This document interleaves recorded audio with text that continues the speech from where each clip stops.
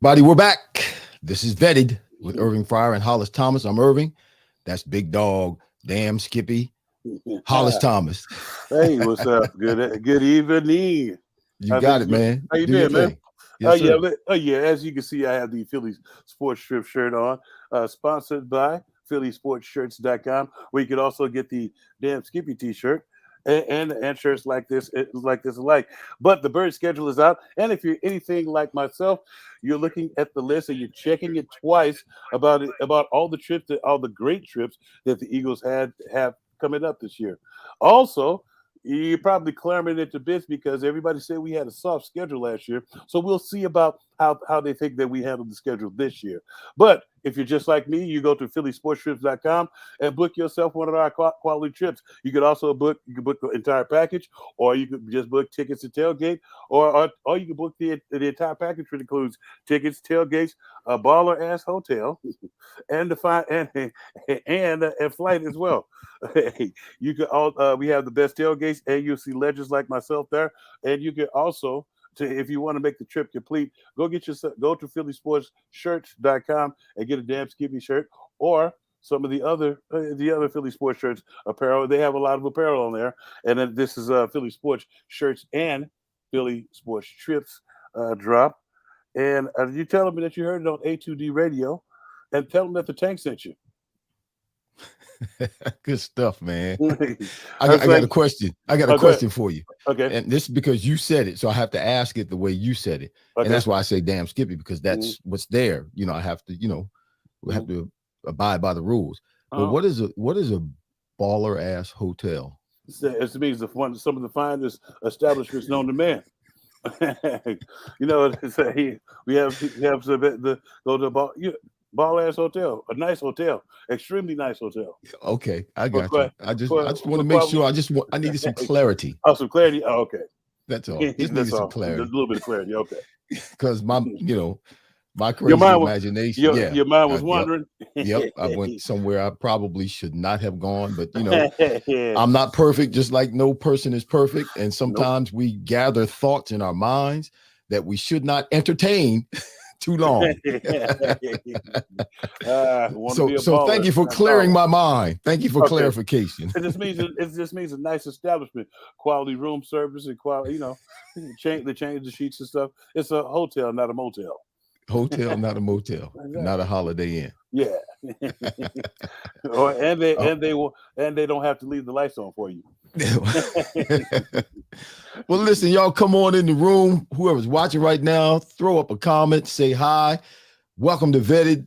We want to interact with you today. We got some good stuff. Our agree to disagree is the topic is the NFC East. During the NFC East, the offense, well, I should say the NFC East during the offseason, Mhm. the other teams, the Giants, the Redskins, the Cowboys, they all took a step forward, and the Eagles took a half step back during this offseason. Do you agree or do you disagree with that?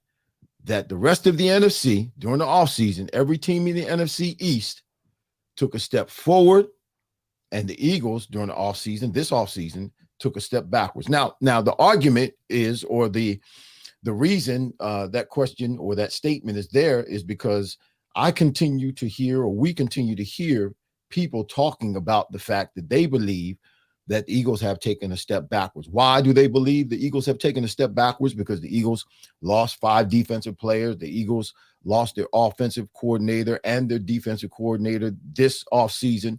And because of that, they lost an offensive lineman, that guard position.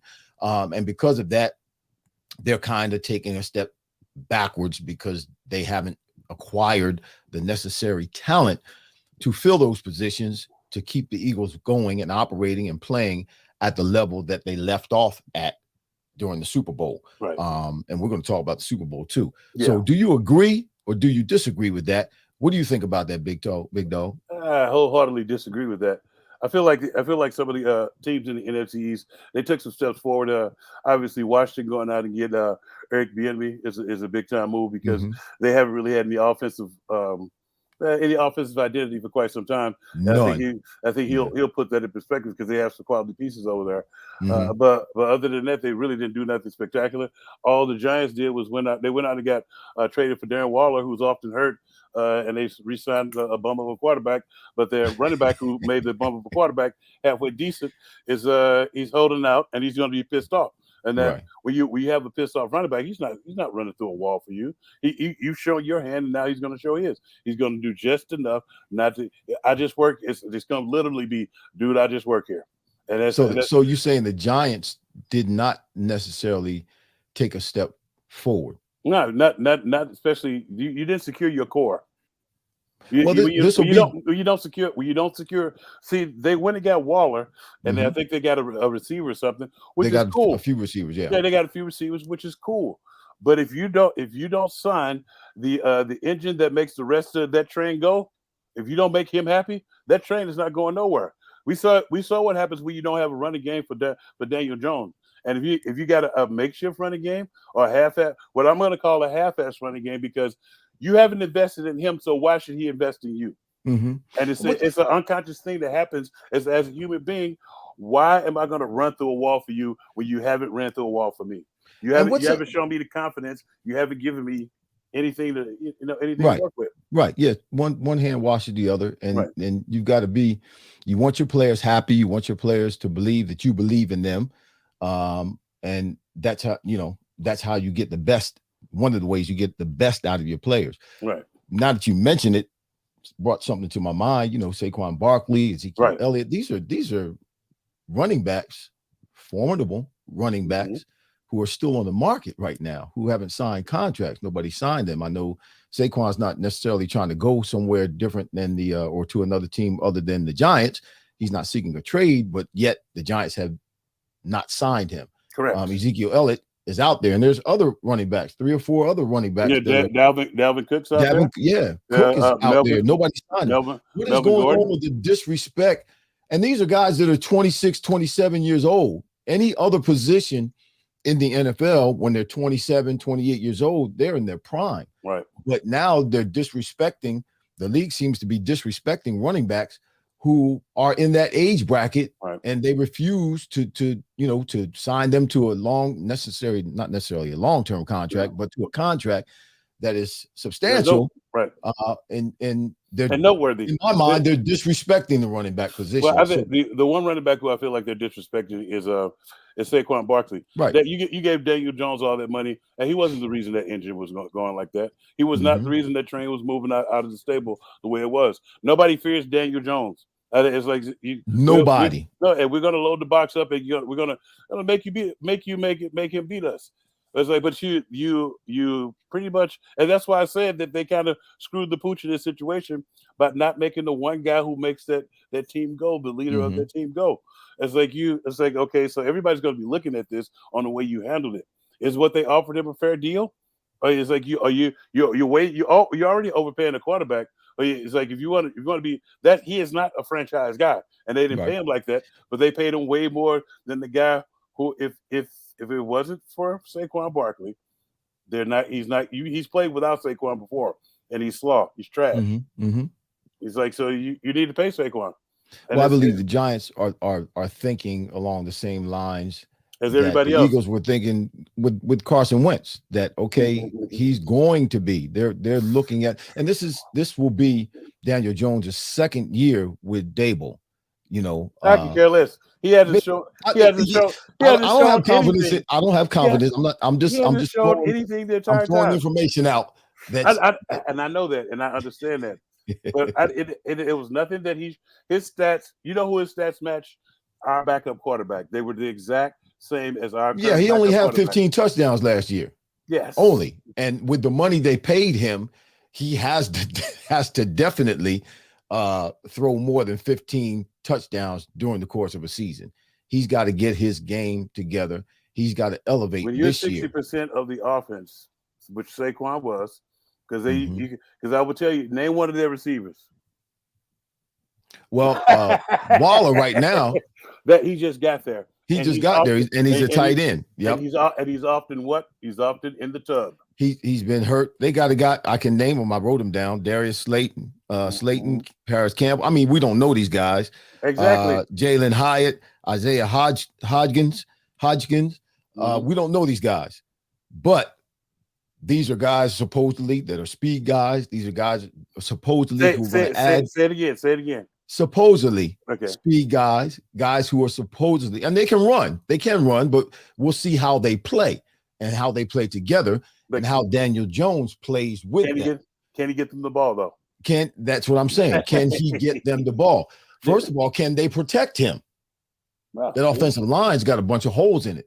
They gotta shore that up first. And they may have gotten a little bit better offensively, but again, they got to play the same schedule that the Eagles have to play. And the Eagles have the hardest schedule in the league this year. So even if they're a better team, they could have a worse record than last year. Now this is why I don't feel like the statement that I disagree with the statement. There's only one team that's currently in the NFC East that still has pretty much their offensive and defensive line intact. And that's the Birds. The Eagles. Yeah, the Eagles. Yeah. And then we added to both of those. Right. We added quality pieces to both of those. Then we went and we kept our corners. We got a young safety. We had a couple of young safeties, and we went and got a guy. We got the kid Edmonds. I was like, it's not like we just sat still and didn't do anything. No, I agree. It's like it did. And if you know anything about the Stoutland University, you know that we're going to have a guard ready to go. Right. And that's why I knew that they weren't that high on Sayamalu, just because of the way he played before the cash grab. Before the cash grab, to me, he was getting his ass kicked. Well, he wasn't an all-star by a long stretch, but he got to a point where he wasn't making mistakes. Yeah, he got to a point where he was doing good enough that the rest of that line was able to hide him, so to speak. And keep him from being exposed. Well, the thing was, and I loved it and I'm glad that Jason Kelsey didn't throw him under the bus by saying that he had to, you sometimes you had to go over to the other side of things, and he has to know. He has to Kelsey had to help him a lot. Put it that way. Right. And when Kelsey had to help him, those messing up Kelsey's play. So it's like he matured enough to where we should have traded some for him if we wanted to, but he played good enough for us to get to the Super Bowl and protect our quarterback. But we drafted somebody in the waiting, and plus if that doesn't work, the Jerky Boy can play over there like everybody think he's going to win a position. Boy. We got a commercial we got to go to. Take us out, Ralph. Hey, Birds fans, the NFL schedule has arrived and Philly Sports Trips has all the details now. Visit the site phillysportstrips.com. This is sure to be an epic season. Be sure to go there now to make sure that you don't get shut out. Join us in Tampa, LA, Seattle, or when we get revenge in Kansas City. Don't want to fly? No problem. Gather up your crew and hop aboard one of our signature boisterous bus trips to DC or New York. Sign up now and make sure to mention A2D. Don't miss out on the best Philly fan experience anywhere. Philly Sports Trip customers always stay at the best hotels and meet NFL legends. Book today. So this time, would you agree with me at this? He's an awesome sauce. So it was funny because when you said that in your high-pitched voice, my wife was waving to me saying, "I'll be back." So I thought, I got my ears set in. I'm thinking, how did I hear her? So would you agree that obviously the NFC East is the best division, the toughest division in the league right now? Would you agree to that? Yeah, right. Currently, right now, 3 almost all our teams went to the playoffs last year, didn't they? Right. Yeah, everybody except for Washington, and that was between Washington and the Giants right at the end. And right at the end, and so it's like when you look at that, it's happened before when we've been in the NFC East, where only the winner of our division was going, and the NFC, the NFC West was doing stuff like this. Then the NFC used to be the NFC Central, which is the NFC North now, and then it's been times where the NFC South has had the Saints and Tampa Bay, right? And so right now we're the beast is in the East. Yeah, we're the beast of the East right now. If you look at it, all our teams are formidable. And it's like so it's going to be a knockdown drag out each and every week. But the one thing that and actually I'm gonna equate this to Ryan. Ryan who's with us. The thing the only thing I worry about is the linebacking core and it being young. I was like, but when you look at the way things are going, you just it's just I don't know. It's just like the linebacker core is like it's young, and that will be your only worry because the secondary we got the veterans in the secondary. Right. It's like so when you look at it, it's not it's not the secondary. I'm not worried about secondary. It's only the young linebacker core. And then bringing the guy from we have a guy from who's obviously a playmaker from the Bears who I like. Right. He's good. So the linebacker, he's great. So when you're listening to, I try to do a lot of listening to other sports shows, and and some of it's just absolute foolishness. Some of the things these guys say, but I was listening to a couple of sports shows, and they were talking about Nakobe Dean. Just to reference what you're saying about the linebacking core and how that needs to kind of get going and can't start slow this year. It needs to be at full strength right off the bat. I mean, the thing about these practices and the starters not practicing during the preseason doesn't really bother me anymore because everybody's doing it. So everybody's kind of in the same boat when they come into the first game of the season. None of the starters have actually played. So that doesn't bother me as much as it used to bother me, because I was always thinking, okay, the Eagles need to play because some of the other teams, they do play their starters a little bit at least, so they get some sense of the speed of the game during the game time and as opposed to being in practice. But anyway, I was listening. Go ahead. I was listening, and they were talking about Nakobe Dean, and how Nakobe Dean was obviously teammates with a lot of these players who played for Georgia, the Georgia Bulldogs. Correct. And during those times when they were winning those games and winning the national championships, he was the leader. He was the play caller. He was the quarterback on defense. Though though a lot of his teammates got drafted before him and got drafted higher than him, they looked to him when they were in those games, when they were in Georgia together. So this could be kind of the same scenario. They could have that trust. They could have that confidence in him, knowing that this is a guy that we played with before that can handle the load, that can lead us, that can give us direction and can quarterback this defense. And I have the confidence, just the little bit that I've seen, what I've seen in terms of film when he was at Georgia, what I saw a little bit last year, the few opportunities that he got a chance to get on the field and to play, obviously, in the latter part of some games. But I don't think that it's going to be a problem. It's not like he doesn't know this system. He's had a year to develop, yes, from the sidelines more so than on the field. But I think he's really excited. He's really eager. He's very hungry.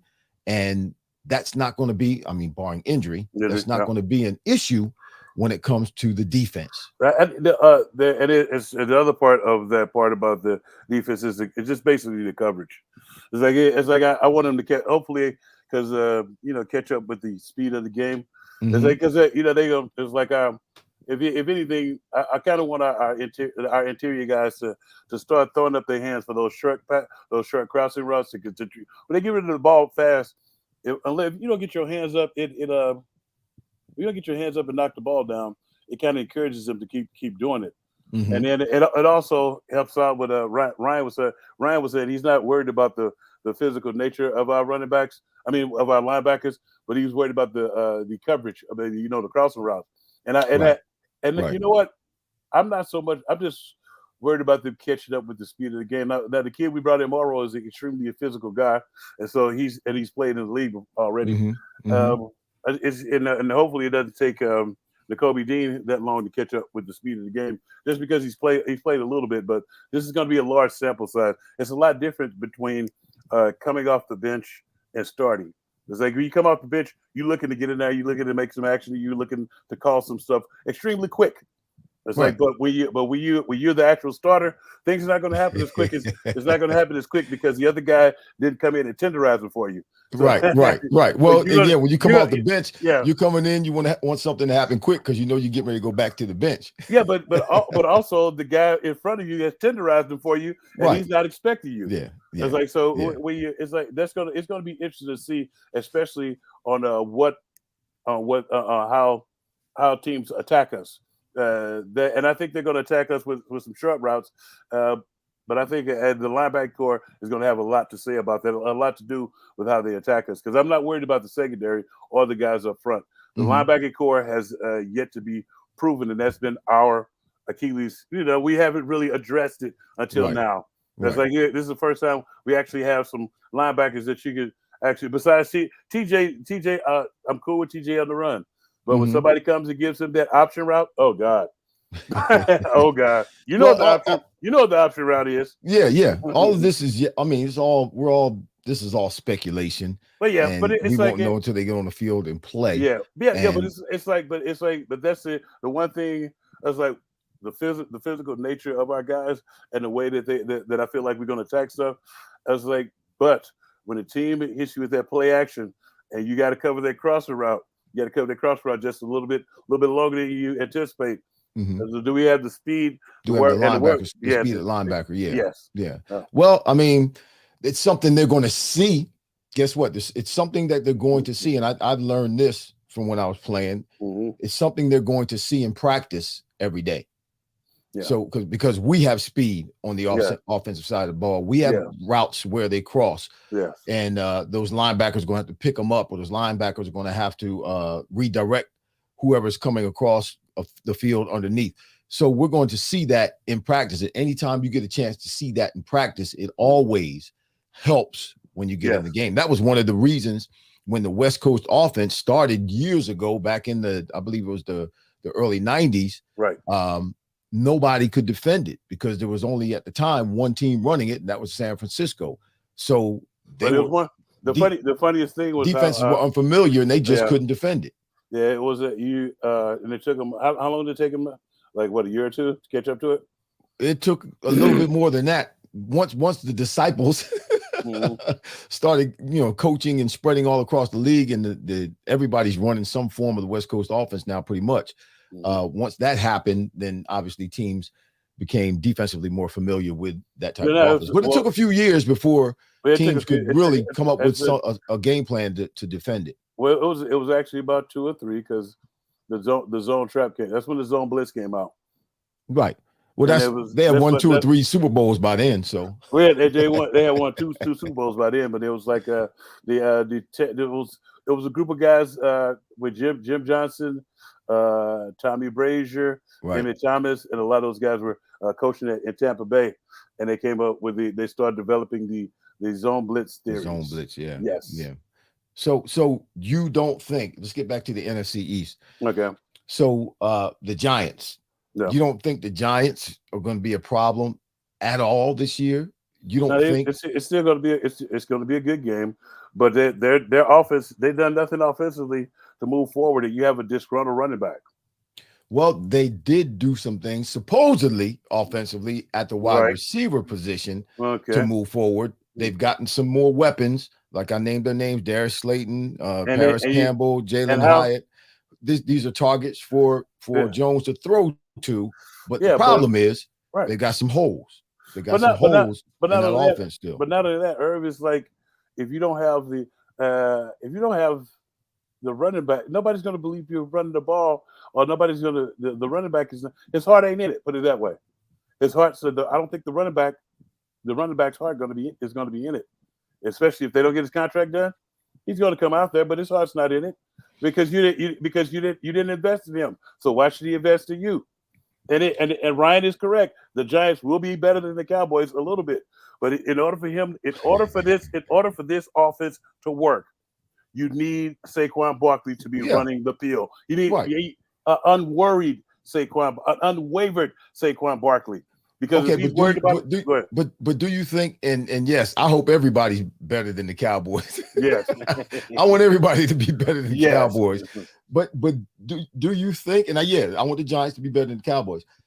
But just knowing what you know or what we've seen with Saquon Barkley, do you think that when he comes, if he gets on the field, they get his contract done, and he signs it, and he shows up for practice and is a part of the Giants organization this coming season, knowing what I've seen from Saquon, I don't believe that he would go on the field, put the uniform on, go on the field and play with an attitude. I believe he would give it his all. Just from what I know about him, they just have to get his contract done to make sure that he's there.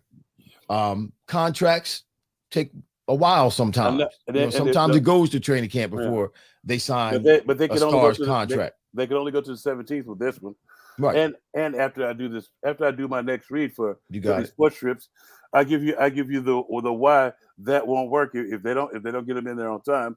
It's not going to work. It doesn't matter how much he's into it, because he's not going to be on the same page with everybody else. He's going to be a step behind. Right. Well, I just go ahead and I'll explain what I'm saying. As I go to the Birds schedule here, Mr. Damn Skippy himself, that is me, Hollis Thomas. I'm here for Philly Sports Trips. As you can see, the T-shirt. Go to phillysportstrips.com. The Eagles schedule is out, and book one of the trips. Well, with the tailgate, hotel, flight, and tickets to the game. And you may see a legend. You may see a legend or two. Irving was just asking me about what a baller ass hotel is. Well, come on Philly Sports Trips, and you'll find out what a baller ass hotel is. And on each away trip, we may have a surprise or two for you with a couple of former Eagles legends partying it up with us. So if you want to party with me, get your damn Skippy T-shirt for Philly Sports Shirts or some Philly Sports Trips gear, and book yourself a trip on phillysportstrips.com and tell them you heard it on A2D radio, and tell them that the Tank sent you. Back to you, Ralph. No, it's back to us. I love you, man. You killing it. You absolutely. I mean, I say killing it, doing a good job. Yeah. I love those reads. But go ahead, explain, and then I'm gonna explain what I'm saying. I know what you're saying, and it won't. It's not about. Because we all have pride in our work. We all have integrity about our work that we put forward. Right.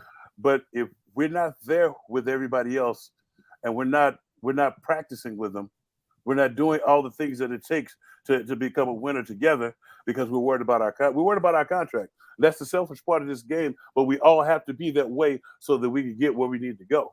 So nobody can be pissed at him about that. Now, the thing that I'm saying is, if they don't get it done, they have exactly 3 days, 3.5 days to get it done. If they don't get it done, he's going to hold out. Even when he comes, he's going to probably be physical. He's going to be not even mentally ready. He may think he's physically ready, but the only way that you get ready for football is by playing football and practicing football. That's why you see all the sloppy tackling. So when he at the beginning of the season, at the beginning of the season, particularly because they don't tackle in practice. It's like that's why they're in the preseason games. It's like when you look at it, all the stuff that normally happens during training camps, those little knick-knack injuries and stuff that you get to, because you have to get that out. Because no matter no matter how great a shape you come to training camp in, football always lets you know there's better shape for you to be in. Right. And the only way to get in that shape is to be out there practicing with the guys. And it's like all the crap that you do, you can do all the calisthenics you want by yourself. It's nothing like the competition of being with your boys. And if they don't get this done, he's gonna be behind the 8 ball, and he's probably going to get injured. It's going to be a knick-knack injury, and it's going to nag him for the whole season, and he's going to sit out. And that's just the way it is. It's like, as much as he loves the Giants, he loves his family and money more. I was like, and if you don't put the trust and invest in me, why should I do that to you? One-sided loyalty is stupid. One-sided loyalty is stupid as hell. Okay, you know what? I agree with what you're saying, and what you're saying makes sense in that if he ends up holding out, they don't get it done in the next 3 or 4 days, however long they have, the 17th, right? They have to get there up until the 17th. Then he's going to be holding out. Again, my view on this, once it gets done, because I believe they're going to get done, whether it's in the middle of training camp. But they can't they can't negotiate after the 17th. That's what I'm saying. They have 4 days to get it done. Right. So you mean to tell me he has to sit out the whole season? You don't have to sit out the whole season. Right. He has to sign. He has to sign the but he does it after game 1, so that he doesn't get. But he doesn't have to come to training camp. Right. So my again, but that's what I agree. I agree with what you're saying. But if he has to sit out, if he doesn't get his contract signed, when he does come in, none of the starters would have played any. But the preseason. He'll be behind. I understand. He'll be behind the 8 ball. Yes, he will. He will be behind the 8 ball, but not as far behind in today's game than it would have been when we were playing. He won't be as far behind. He won't be as far behind, but he'll be far. This is somebody and who Dynasty just said it. It's exactly why there's so many hamstrings. That hamstring injury that he would have. It's like that little soft tissue injury that he would have got at training camp and will be able to overcome throughout training camp and get better and work on that. That's going to happen in the regular season now. Right. Well, nobody is more. I don't want to use the word opposed, but nobody is more opposed than with the way training camp is now in the preseason and the starters not playing in preseason. I don't agree with that. Right. Nobody disagrees with that more than I do, because I played the game for 17 years and I know you got to callous your body up so you can get ready for the first game of the season. But you end up getting injuries that you wouldn't get when the season starts because you don't play in the preseason to get your body ready to play for the season. So I'm opposed to that more than anybody, because I know what it takes to get ready to play, and you know what it takes to get ready to play. So and I'll tell you this: when guys hold out, when guys' contracts don't get signed, when they sign at the last minute, or they come in after the first game of the season, when they haven't gone through a training camp, whether it's the physical training camp, the way we used to play ball, or it's today's training camp, they always end up with an injury. And it's a negative injury. End up with an injury, some kind of hamstring or some kind of pull in some area there, because they don't get training camp in. Training camp is for players to prepare for the season. That's why you have training camp. Yeah. And the funniest thing too is the part that I don't understand what they're doing with this is that you see the constant little nick and naggy injuries that continue to happen. And the part that I think that that's going to hinder him is, if they don't get this signed, is it's not the I don't think it's the physical nature of the game. I think it's the fact that when you're going against somebody else, it's like you can prepare all you want to, but until you're going against somebody else and it's a clear and present danger, then you're not exerting that much energy. That's right. And then your body, once your body, it's like a shock to your body sometimes. Right. So, because you always give a little, when you're going against someone else, there's a little more intense. You're more intense. You give a little more effort. You put more into it because of that competitive side of that battle. Right. So yeah, you do things that you wouldn't do when you're out there operating by yourself, whether it's running routes, whether it's, lifting weights, whether it's running on the track. When you have somebody in front of you and you're competing against that person, you put more effort, you put more energy, you put more into it than you would when you're by yourself. But whenever Saquon Barkley comes on the field, and this is my view of this whole situation with Saquon, and this is about Saquon personally. When Saquon goes on the field, Saquon is going to give 100%. Saquon, whatever happened with his contract or didn't happen with his contract, if he ends up on the field with the Giants, with the Giants uniform on, whatever uniform on, he's going to give 100%, in spite of what happened with his contract or did not happen with his contract. Right. When he's on the field, the kind of guy that I believe he is, he's going to give I'm 100%. not, but that's not what I'm speaking of. It's like he can give 100% all he wants to. If you haven't been in training camp, Well, and your yeah, body- we know that. yeah, it's like so you Yeah, give we all agree the, on that. you We give agree. all the, yeah, and they'll call you fresh legs for the first couple of days, Right. and that's We pretty much agree. what- We don't disagree. yeah, We agree. I know it's like, but it's like he is going to give it all, but there's that inner part. Of course. We're human beings. That's what happens. He's I don't know. It's like I don't know, and he's not more of a fullback, Anthony. He's not. Who, He's better than Saquon? all. He's No. better. He's faster than All Scott. All Scott couldn't take it the distance. Get out of here, Anthony. That was dumb. So let's move from the Giants because we kind of predict them at the bottom of the NFC East. I don't predict them at the bottom. I think okay. I think they're going to be better than the Cowboys. You think they'll be better than the Cowboys? I think so because they let Mike McCarthy take over the call the plays. Well, this is what happened. This is why our team, why Nick Sirianni had to turn it over to the offensive coordinator. Right. As a head coach, you got to have your head in the game. In the game. And when key things come up, we need the head coach's decision. We don't need you over there with the offense. We don't need you. We need you. We need the head. We need one voice up top, and you delegate the other part. Yeah, I'm not telling you not to be a part of the offensive well, he has to be a part of the offensive scheme and the offensive plan. But offensive preparation. During the week. But you meet with that guy, and you meet with your offensive coordinator, and you have to have the confidence in him that he's going to do the right thing.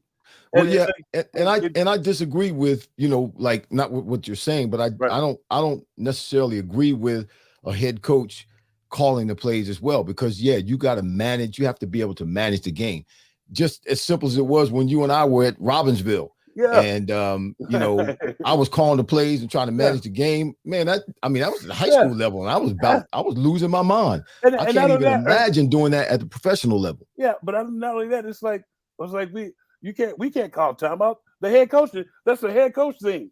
Right. Like we can't be out there just calling timeouts all willy-nilly.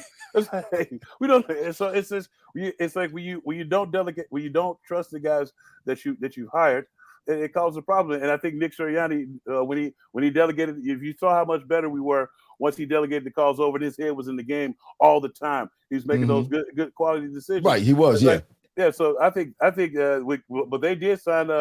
They did go out and get Brian Cooks, and they went out and got a quality corner. But I think they run their mouth too much for anything to transpire for them, other than getting in their own way. Because they're going to talk trash like they were talking bad about Jalen Hurts. It's like, so when you do that, that gives a case in point. I know you remember when we played my rookie year, your first year here, and we played against. Remember the last game of the season? All we had to do was win, and we were in.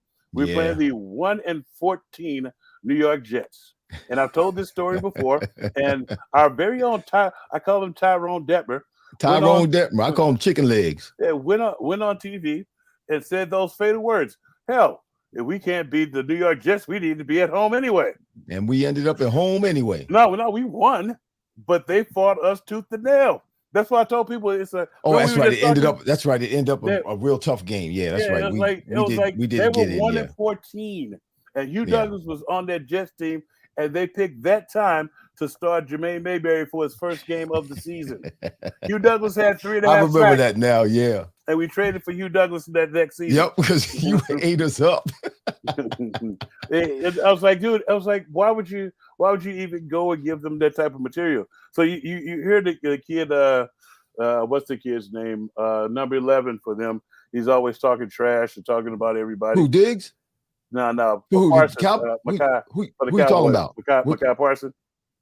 Oh, Parsons. Michael Parsons. He's always talking trash.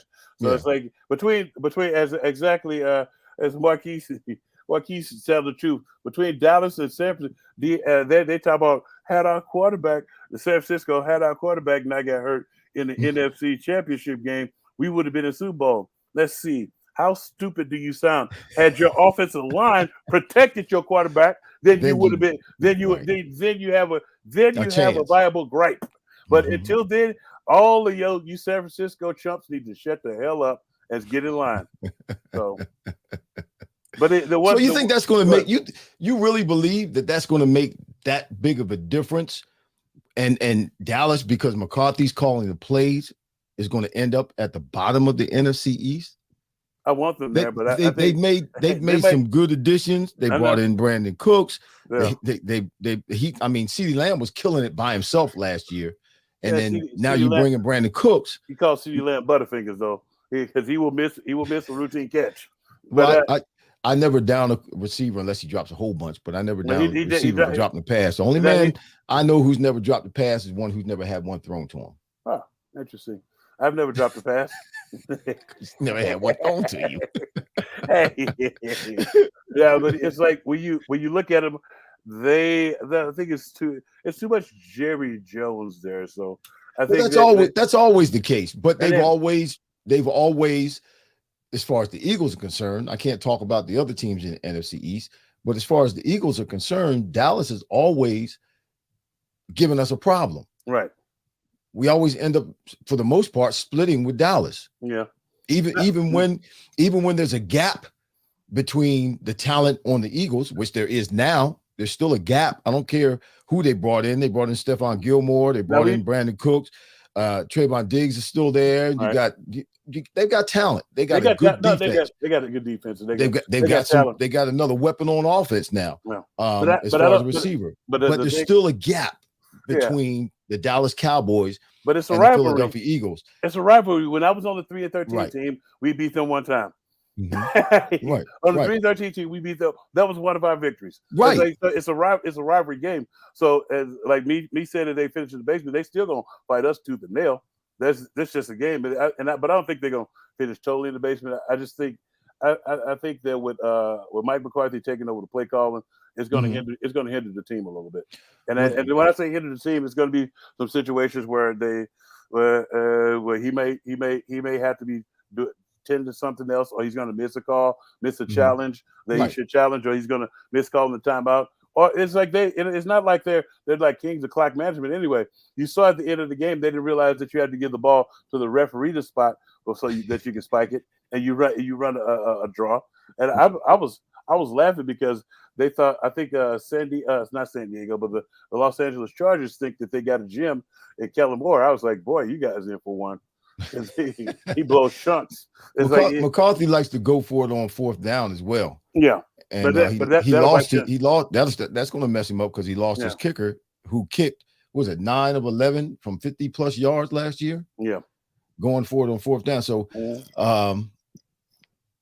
we'll see. I don't think that it's going to make a big difference, but I do know what it's like, even at a lower level, high school level, to try to manage the game as a head coach, and then try to call the plays as an offensive coordinator. And McCarthy seems to be able to think that he can do it. They've improved offensively.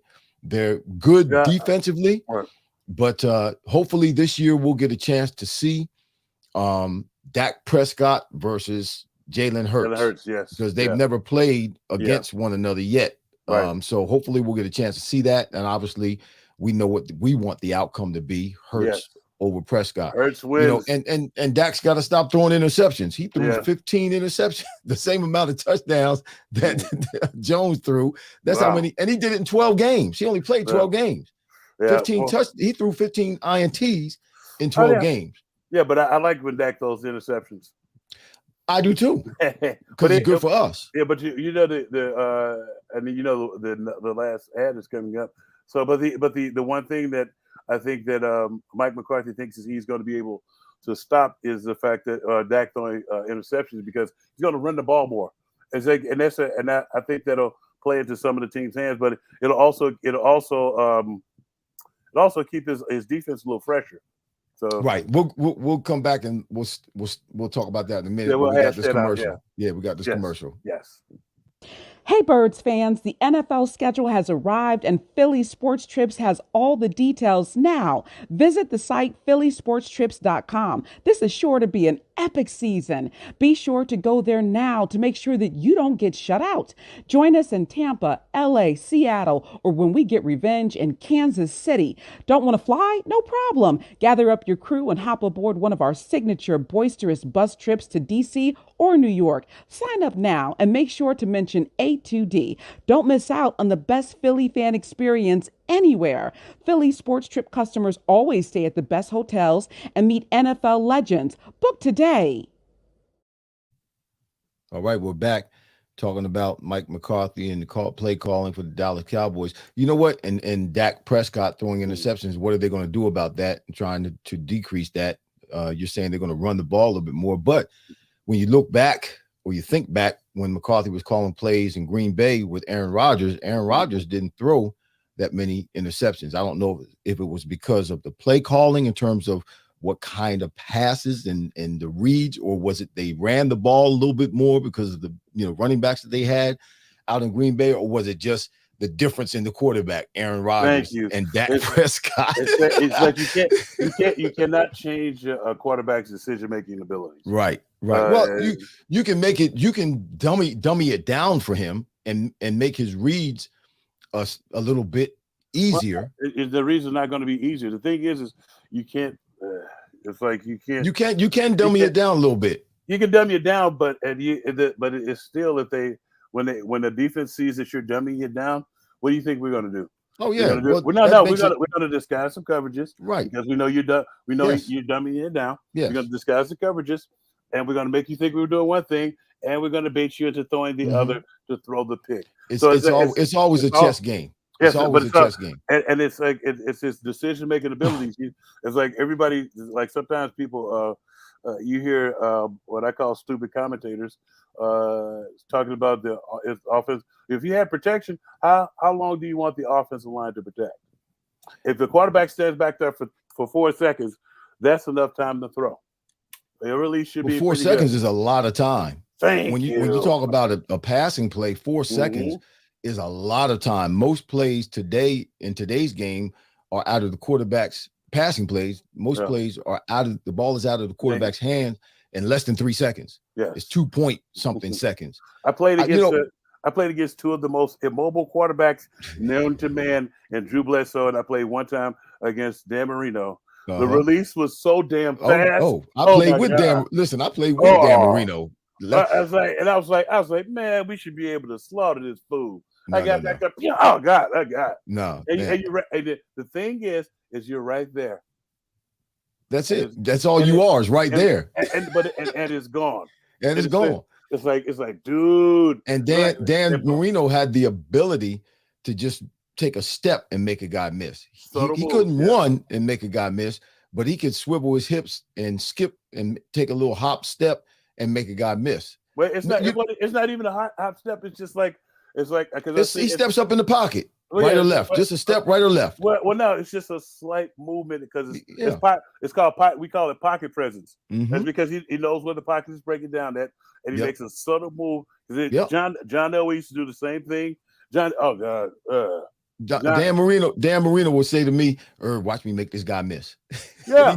he just slip and make him miss and throw the ball down the field. I think Boomer Esiason too. Damn it, I'm aging myself. Damn it. I think Dak Prescott. I was just thinking about this. It just came to my mind. I think Dak Prescott's issue when it comes to him throwing interceptions, and watching him, I'm saying to myself, I remember several games saying to myself, he's going to throw an interception. He's going to throw.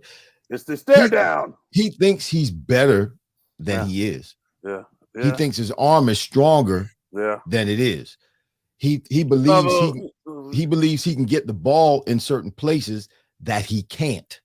Everybody remembers that was his pregame warm up. That's not going to get you nowhere fast. Way to Tony Romo it up. No. Anthony asked me, Irv, did Marino throw a hard ball like people say?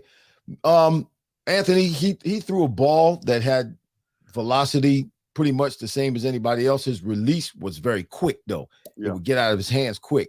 The hardest ball that I ever caught, and this is going to surprise you, was from Rodney Peete here in Philadelphia. When I played for Rodney Peete broke my fingers a couple of times because he throws the ball. He would throw the ball. I mean, he was the hardest thrower I ever caught the ball from. Ridiculous. He was a baseball player too. But you didn't catch any passes from Brett Favre. No, I didn't. I said I caught passes from. I know, but I don't know if he threw the ball. In practice, I blocked some of Rodney passes. Yeah, and I didn't break any fingers. but a blocked couple of Brett Favre because I don't know if you. Well, this is a stat you probably never knew about me. I was like most of the time I used to lead the D line and pass PBUs passes knocked down. It's like because once they still maybe on the line with two people, I would just try to get in this sight. And I knew even I blocked a bunch of Vinny Testaverde. Vinny Testaverde is like 6'6".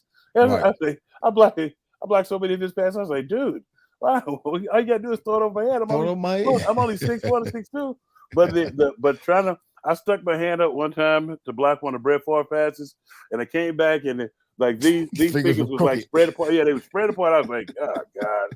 And this is the jacked up part of how hard it was. These two fingers were taped together. And it knocked the tape off. The tape off. Yeah, I've had passes from Rodney where I've had fingers taped together because he jacked them up prior, and then the tape would bust when the ball hit it after I caught it from Rodney. But the most receptive ball I ever caught, and I never knew you could receive a ball or you could catch a ball and it feels so soft when you catch it. I was at the Pro Bowl one year and was playing with Warren Moon. And Warren, the first pass, he threw me a ball and it hit my hand and he threw it. He didn't lob it. He didn't soft it. He threw it. But man, the ball was so catchable. It was so receptive. It was so soft. I had never known, because I thought everybody throws the ball pretty much the same. Just, some throw a little bit harder than others. His ball had velocity on it. And it was like butter catching his ball. I'm like, what in the world? I want to play with him for the rest of my career. Yeah. So let's finish up. Okay. We did Dallas. We did the Giants. And obviously all these teams are going to be below the Eagles when it comes to the NFC East and at the end of the season. I want to hear what everybody has to say after we kick everybody's ass on this schedule. It's like because everybody was talking that crap about the schedule last year. I was like, you don't get the hell out of here. It's like with the schedule, the tough schedule this year. Well, yeah, but they were talking about last year that every time we played somebody when we played the Minnesota Vikings, they was pumping up the Vikings and Kirk Cousins. Kirk Cousins sucked, by the way. He puts up numbers though. He's not good in pressure situations, but he seems to continue to put up numbers for whatever that's worth. It's worth nothing if you're trying to win a championship. Because you got to get wins. You got to get the W's. You got to get the W's in the playoff time. It's like, okay, you showed up to get us here, but we can't count on you to show up when we need to get over the hump. Well, they can say that about the Eagles defense last year too. Well, that's the defense coordinator. Like I told you. What was up with this whole thing? We're going to end with this because we got to get to your history too. Let's finish with this. We'll get to Sirianni next week. Yeah. What's up with this whole field thing in the this comments back and forth about the field being bad and the field wasn't bad in Super Bowl. We would have won the Super Bowl. Please correct me if I'm wrong. Mm-hmm. Was it my imagination, or was both teams playing on the same field? Both teams were playing on the same field. Both teams playing on the same field. And this cracked me up because I follow Big Play Slay on Twitter, and he posted. He was talking about the conditions of the field and stuff, and saying they need a run back and stuff. But one of the offensive linemen who started offensive tackles was on somebody else's team. He's like, come on, dude. He's like, y'all ran a vanilla 4-man rush, and y'all ran cover 5 and man under the entire game. Y'all was not beating us with that, no matter what field we were playing on. And that's to tell everybody who was talking that crap to me last year when I was on 4th and John talking about Jonathan Gannon not being we win in spite of him, not because of him. We had good personnel. You could have lined up anybody out there. At some point, you're going to come up against personnel that is just as good as you. And it's up to your coaching ability to put your players in a winning position. If you line up in the same place every time, you're going to get your ass handed to you. And at some point, especially against offenses, it was a good match game. If you watch, I watched the game from the beginning. We were getting pressure on him early on with the 4-man rush, which is cool. Right. But you have to come back with something different. You can't line up in the same place every time, stripe to stripe. They know what you're in. And it's the pinnacle. You're at the Super Bowl, the best of the best.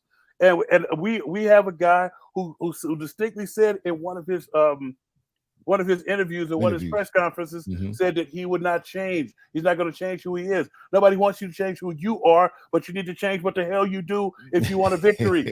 Right. Because especially, it's like you got to change something. It's when I watched that game, and I'm sorry for cutting you off. My wife told me to stop cutting you off. I guess I cut you off. No, you good. Go ahead, man. But when I watched the game, I never really, particularly in the second half, never really saw Patrick Mahomes get off of his spot. He was the ball would get snapped to him. The only incomplete pass he had in the second half, I believe, was a pass that he threw out of bounds out of the end zone. So that's not even really an incomplete pass. But he never got off his spot. They never did anything on the inside to make him have to move after he caught the ball and stepped up into the pocket. He was throwing the ball very comfortably. There was nothing done. And you know what the argument is, for me, the defensive line for the Eagles, our defensive line was better or is better than the Kansas City Chiefs offensive line. Yeah, and you know what I would have did in that game in the second half? I would have started running some ET stunts because the offensive tackles, they were bailing out of there so fast. All you had to ET stunt is the end going first. They were jumping out of there. They were jumping out of there. Were jumping, creating that pocket. Yes, create the pocket. If you run the ET stunt where you keep the guards on the line of scrimmage, run the speed inside, and let them try to get outside with the guys that we had on the interior and the speed. And it's like I told somebody else this. I was talking to them about what we did to Michael Vick when the Falcons were so highly touted when they came in here. We literally had a couple of wrinkles in our defense that was specifically for him. Michael Vick is a great passer, and he's a great runner. Right. I was like, but you don't want him running around all day long and getting your defense tired. Right. So what Jim did was he had Javon Curse is going to either be Javon Curse or Dawkins. We would run a stunt to one side of the offense, pushing Vic to the other side. At the snap of the ball, the guy who had Vic was just coming to get him because that's how much confidence he had that we were going to run the stunt correctly and make him go that way. Right. And we end up sacking him a bunch of times and hitting him a bunch of times. It's like, but if you don't have a plan, you're playing against one of the baddest quarterbacks in the land, and he's playing on a bad wheel. You don't have a plan to make him move around, to make him uncomfortable, or just to beat him up a little bit. It's like just to put some pressure on him or knock him around a little bit. Not even necessarily sack him. He had a bad ankle. Yeah, so as a player in that game, I would have been pissed because our coach, our defensive coach, was thinking about a head coaching job and then put us in the optimal position to win in the second half. You don't come out with the same game plan from the first half. Yes, we had some success. You need to throw some wrinkles in there because they're making adjustments now. They know exactly what you're doing. And the fact that offensive tackle came out and said what he said, that pisses me off to no end. About I hate Jonathan Gannon with a passion. Hate is a strong word. That's a little bit harsh. They don't hate him. You hate what he didn't do. I hate what he didn't do. And you don't hate him. We can't hate people. Okay. I'm listening, Reverend Doctor. We can't hate people. I'm listening, Reverend Doctor. You got excited, boy. You got excited. I know because it's like we were right, literally. No, we had it there. Yeah. And it was, and we could. Everybody could talk about the better team and this that crap. We didn't have. You know why we didn't have a better team? Because our defensive coordinator sucked ass. We didn't have a better team that day. And it's like you can't blame the players. They want to stick up for them because they felt like they were a team. But when the dust settles, we got out. The score was 35-38. We got out-dueled, but because the offensive line, when the offensive line know that you're only playing cover 5 and man under, and they know that you're only rushing 4. So all we have to rush that 4 against 5. And all they have to do is run scan protection, wait till one of your defensive lines starts winning, and the center goes and knocks his ass off, and it looks bad on tape when you're watching it afterwards. But that just pisses me off, though, dude. So let me ask you a question. Is there ever going to come a time when you're not pissed off about this? No, because he's got a head coaching job. Time heals. So how much time is it going to take for you to get it heals, but it's like I'm not going to forget, though. I may heal a little bit, but it's gonna every now and again it's gonna come back. It's gonna sting because it's gonna flare up. Right. Because it's like you don't get those type of opportunities all the time, and you don't get the opportunity where you have the personnel, where you got the offense. And right, there's a window. There's a window right now that the Eagles have that they need to take advantage of it because it's only going to be open for so many years, and that window is open right now. Because they're favored, I think a 25% chance for them to get to the Super Bowl and win the Super Bowl this year.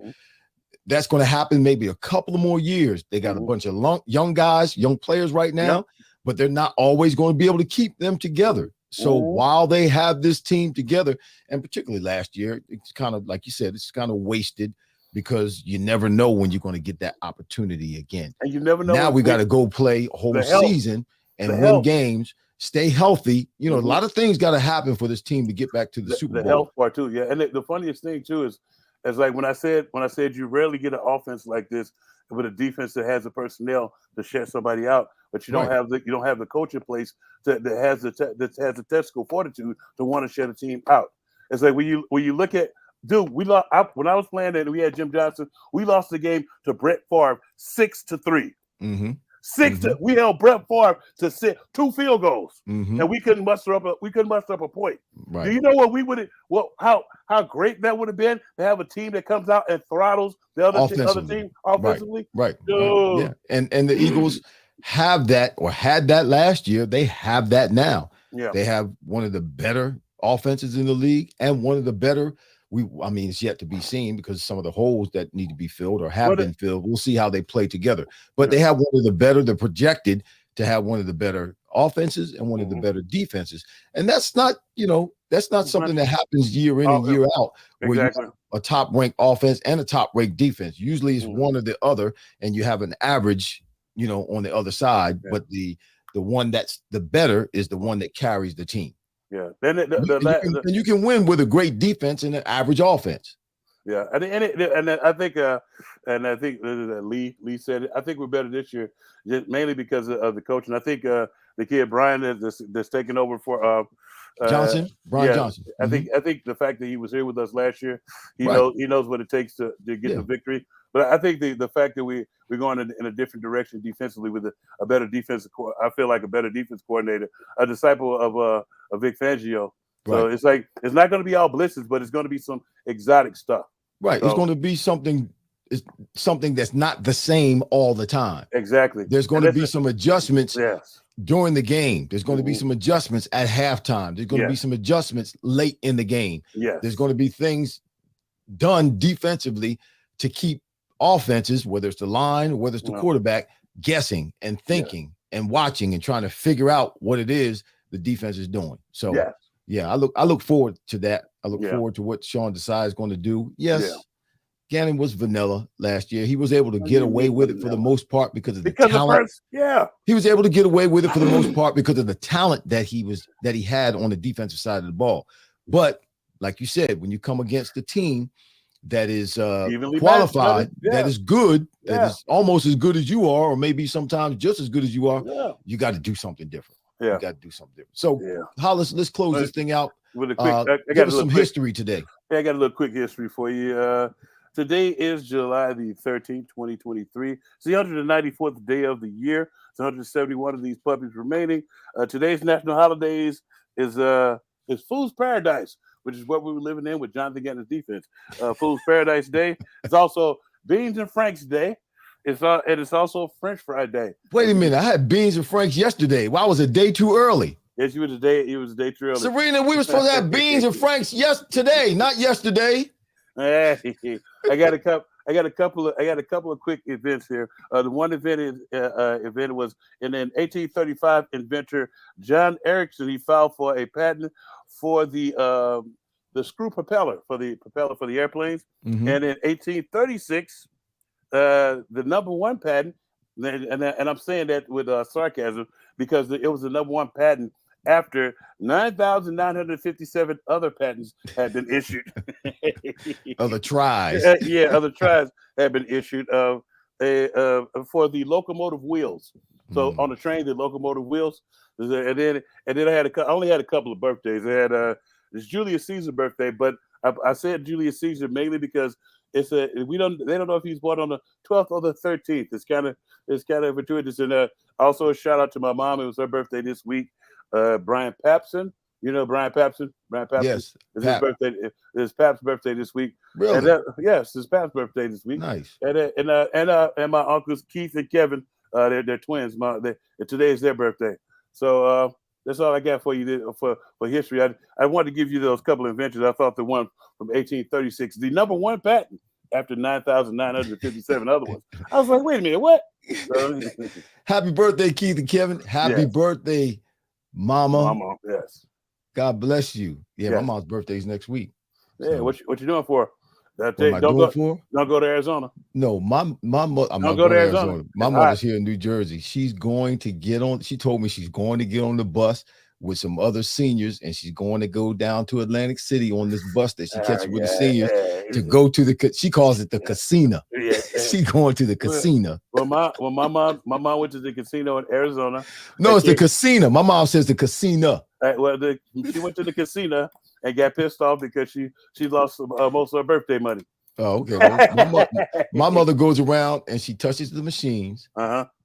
She walk and she'll touch them. If you watch, she'll walk around, she'll touch them, she'll keep touching them. She'll do that for about 15, 20 minutes. Then she'll touch one and she'll stop. And then she'll sit down, put some money in. Ching, ching, ching, ching, ching, ching, ching, ching, ching, ching, ching.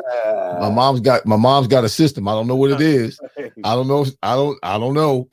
But she's got a system. And it works because she doesn't lose money, man. She comes home with $300, $400, $500 every time. Yeah, that's it.